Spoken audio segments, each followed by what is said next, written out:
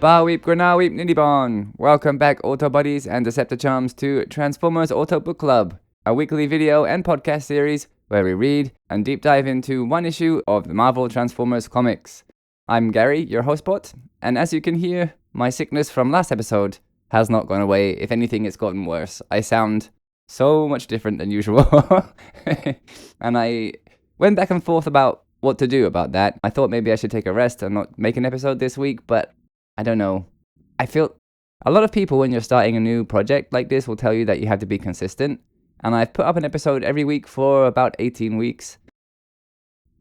I'm being consistent. It's not making that much of a difference. But I don't want to be disheartened. I really like doing this, and I kind of believe in the project, even though the numbers don't reflect that. So I want to keep going. I want to keep doing this thing, and I don't know why. It's a strange feeling to have a drive for something that's not necessarily succeeding that much, but I like doing it.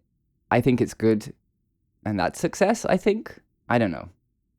So I'm going to try and keep my energy level as high as it usually is. I will say, though, this story is not too long, so even in my kind of half-sick, my body is tired, I don't want to do anything state, I think I can manage to record this and edit it and still put it out on Wednesday. There's no real other preamble this week. There has been an announcement of a Furai RC Transformers figure, which is really cool. I'm not really one for, like, booby figures or, like, feminized versions of things, but for some reason, some of these female Transformers I found are so cute. I would really like them. This RC is really nice. There's also a Windblade one. She's a character I don't quite know yet, but my buddy Daniel, who you've heard before on the show, found another female version of Starscream, and it's quite booby. She's got a big chest there, but I think the design is really cool and, like, pretty. Like, I kind of want it. I like it. Anyway, not so much other news, though, on the Transformers front this week, so let's get right into our story for today, which is the Wrath of Grimlock. There's a really cool cover to this story this time. Again, it's got that Optimus Prime without his trailer in the clouds in that small square. I don't know what that's all about.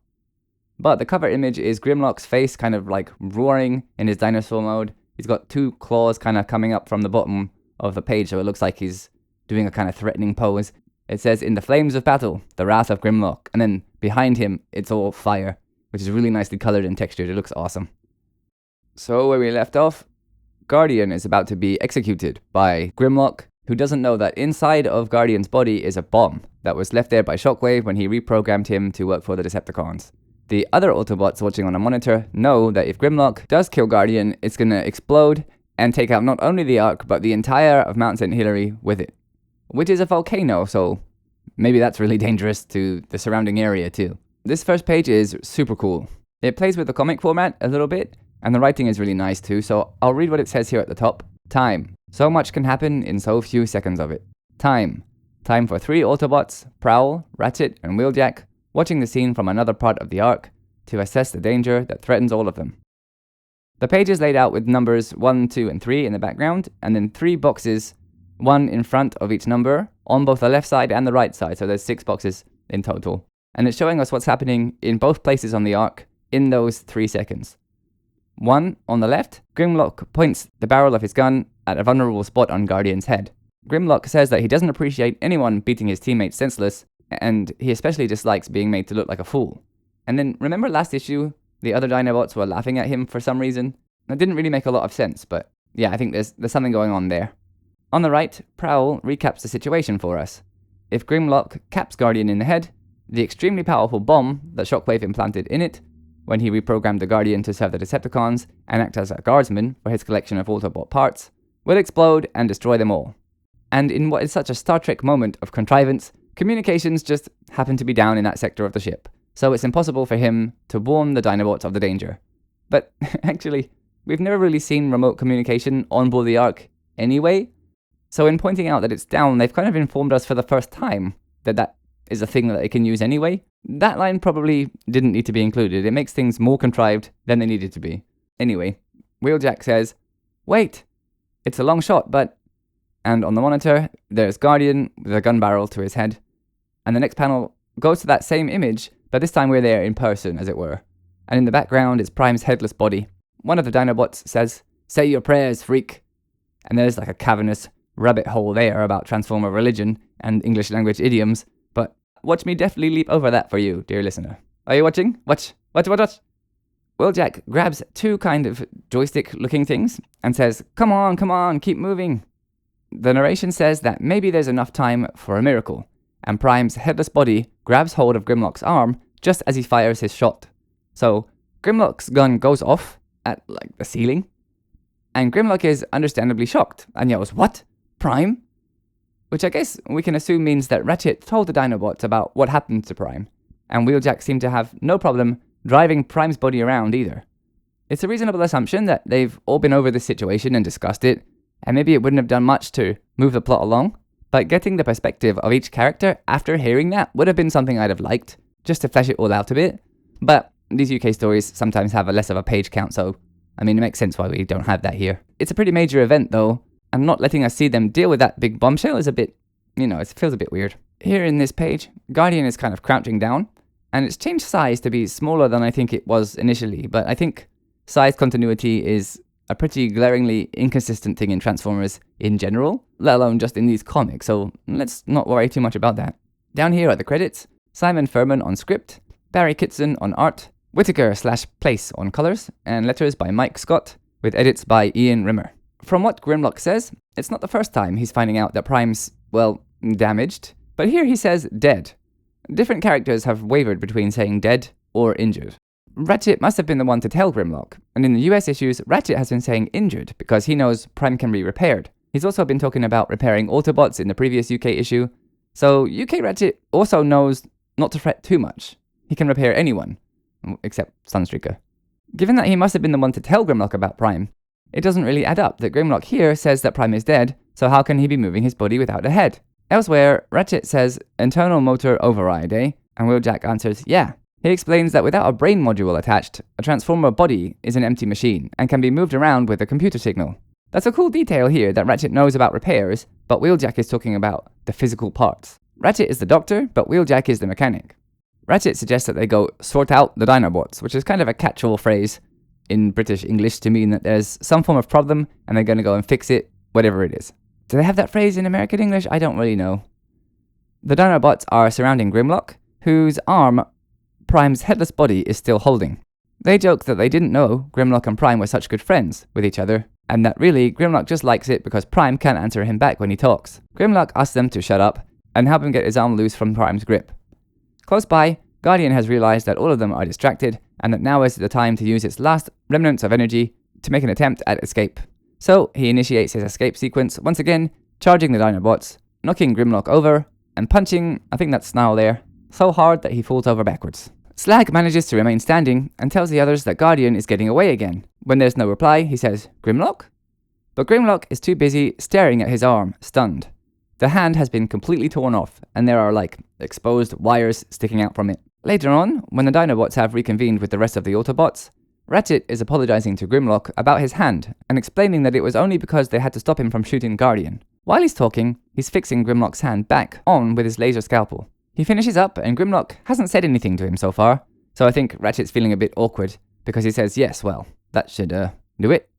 Why don't you test it? Grimlock takes this invitation and uses it as his chance to get some payback on Ratchet, who, sorry Ratch, here in the UK comics, deserves it for running his mouth about Swoop.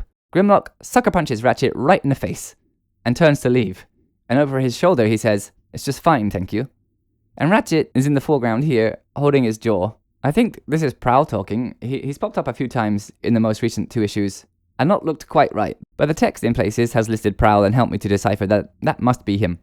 He asks, what's the problem? And Ratchet annoys me again here, and only because I have so much love for US comics, Ratchet. But instead of owning up to what he said and admitting fault, he says that Grimlock is sulking, and that he hopes he'll get over it. And he quickly changes the subject to ask about the errant robot they're searching for, and whether or not it has been found yet. Prowl says no, it's hiding somewhere that the sensors can't reach. No, Captain, it's hidden from our sensor wars. And thanks to the low number of Autobots repaired, they can't spare the manpower to manually search for it. And even if they could, what would they do when they found him anyway? Ratchet says, well, for now, one thing at a time. He'll go back to making repairs, so that maybe eventually they will have the manpower. Prowl agrees and suggests that maybe Ratchet should revive Windcharger, since it was his magnetic power that temporarily stopped the Guardian during what he calls that auntie business. He continues in this little yellow box from off-page, saying that he wonders if it will be enough time though. Guardian sits in a chair with cables leading to different parts of his body and runs kind of a diagnostic, checking various body parts and his overall operational capacity, which is at 85% currently. He also evaluates the current situation and says that there are 14 Autobots now repaired and operational, which is news to us. We've only seen like 7 or 8, right? Ratchet, Prowl, Wheeljack, the Dinobots, which are either 4 or 5 depending on whether or not Ratchet repaired Swoop after all.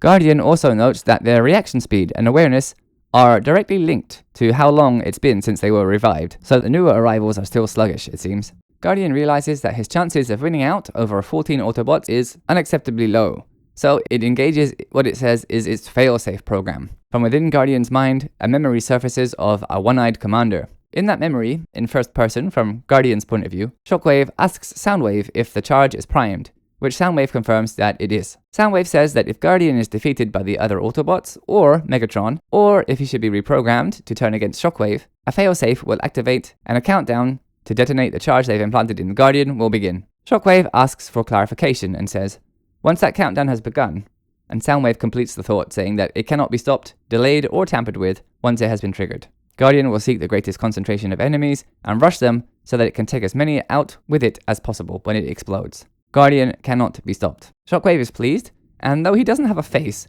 he brings his closed hand to where his mouth should be, as if he's thinking. He says, perfect. And if anyone returns to the Ark to challenge him, he calculates a 100% chance that they'll be completely destroyed. I was a little bothered by that statement, because obviously he's going to turn out to be wrong, right? There's no way that Guardian is going to blow up the Ark and the Autobots, and that will be the end of the comic. But I love the unbeatable villain thing Shockwave has going on. I don't want him to be making like 100% certainty predictions that are wrong.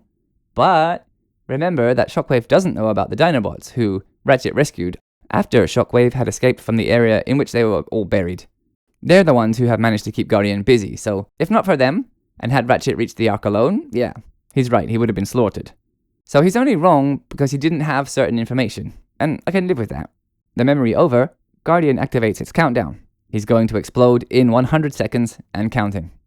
Meanwhile, Ratchet explains to Grimlock that it would be faster for him to get around to repairing Swoop without Grimlock breathing down his neck. Ah, so he hasn't repaired him yet. No clues here or elsewhere about who else he might have revived so far though, but on the table it looks like... Well, actually to me, the red, blue, and the shape of the chest looks like Thundercracker, but there's no way that's him. I can't tell who else it's supposed to be though. Grimlock gives Ratchet the reverse argument, saying that the faster he repairs Swoop, the faster he'll be out of his way. And the other Dinobots discuss what's going on with Grimlock. Slag asks what he's playing at, another British Turner phrase that this time means that someone is doing something and what they're doing is strange or unusual. Snarl guesses that Grimlock still blames Ratchet for the loss of his hand when Guardian escaped, which is fair, it pretty much was his fault.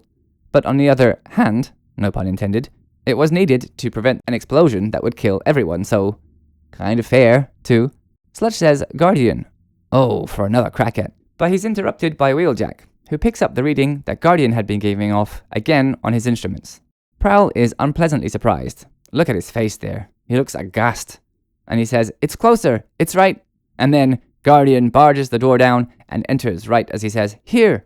And in the top right, we can see Guardian's timer, which is down to 57 seconds. The last panel on this page is 2 seconds later at 55 seconds, with Guardian having lifted someone who looks like Ratchet above his head. Grimlock calls out to Guardian. He calls over his shoulder, Dinobots, transform!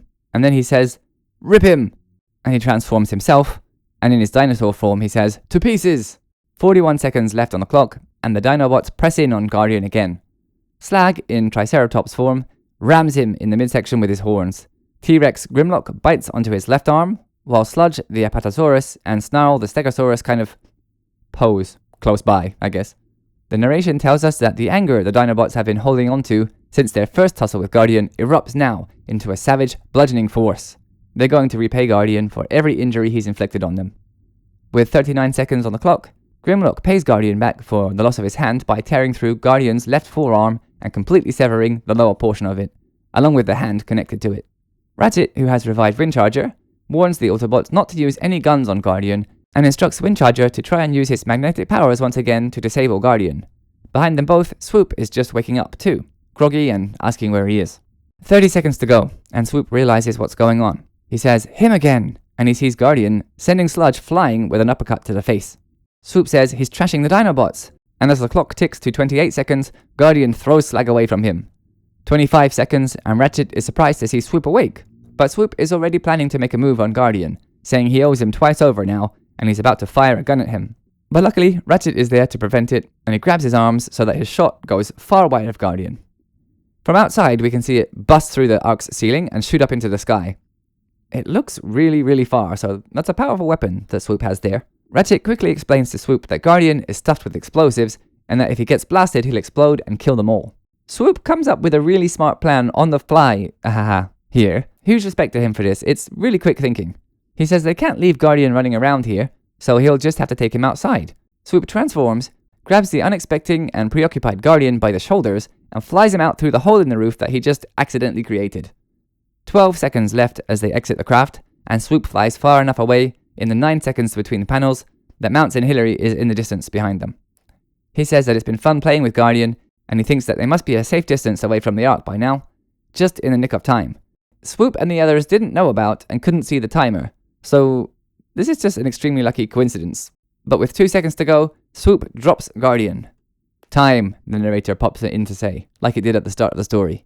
So much can happen in so few seconds, but sometimes, not nearly enough. And as Swoop flies overhead, there's an almighty explosion, so loud that the other Dinobots, Wheeljack and Ratchet, hear it from within the Ark and are all horrified. Their faces appear in little circles over an almost full-page panel of the explosion, and all of them look totally flabbergasted. The last page is an epilogue.